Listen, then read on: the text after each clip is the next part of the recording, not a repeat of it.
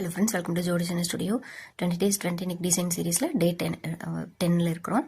மேலே இருக்கிற இந்த ஸ்கேலப்பு கீழே வந்து பார்டர் டிசைனோட இல்லை கான்ட்ராஸ்ட் கலர் வச்சு ஃபினிஷ் பண்ணுறது எப்படின்னு பார்க்கலாம். நெக் வித்து ஷோல்ட்ரு எல்லாம் மார்க் பண்ணிக்கோங்க. போட் நெக்குங்கிறப்போ நெக் வித்து ஜாஸ்தியாக இருக்கணும், ஷோல்டர் கம்மியாக இருக்கணும். அதே சமயம் நெக்கு ஹைட்டும் கம்மியாக தான் இருக்கணும்.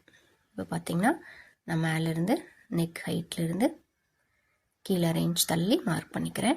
நீங்கள் மேலே அப்படியே நெக்கோடு சேர்த்தும் ஸ்கேலப் வரைஞ்சி ட்ரா பண்ணி கட் பண்ணுறதுனாலும் பண்ணிக்கலாம். நான் வந்து கீழே அரேஞ்ச் தள்ளி ட்ரா பண்ணி எடுத்துக்கிறேன். அந்த பாக்ஸுக்குள்ளே ஒரு கர்வ் போட்டு அரேஞ்ச் உள்ள தள்ளி ஒரு கர்வ். இதில் ஸ்கேலப் ஒரே அளவாக ட்ரா பண்ணிக்கோங்க. ட்ரா பண்ணிவிட்டு சைடில் சீம் அலவன்ஸ், மேலே ஷோல்டர் ஸ்லோப்பு கட் பண்ணிக்கோங்க.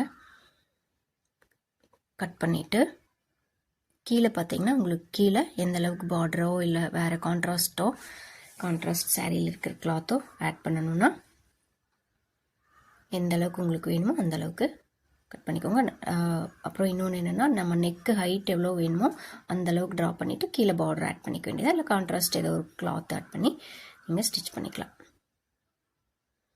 இது எல்லாமே வந்து பார்த்திங்கன்னா ஸ்டிச்சிங் அலவன்ஸோடு சேர்த்து கட் பண்ணிக்கோங்க.